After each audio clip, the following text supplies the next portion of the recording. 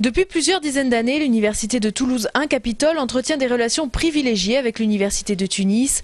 Et pour ces cadres, la coopération ne devrait pas être mise en péril par les mouvements de révolte en Tunisie. L'ancienneté de cette coopération fait qu'elle ne peut pas s'arrêter du jour au lendemain.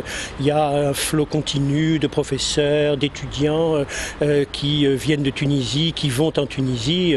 C'est pas quelque chose que l'on interrompt comme cela, à supposer qu'il y ait lieu de l'interrompre.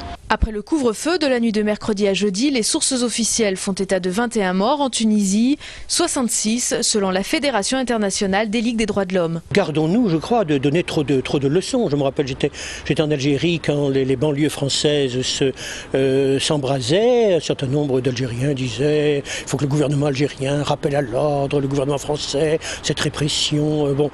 Il faut être impeccable pour donner des leçons. Hier, le président tunisien Ben Ali a limogé son ministre de l'Intérieur pour tenter de calmer le jeu. C'est pas la première fois qu'il arrive des choses comme cela en Tunisie, malheureusement.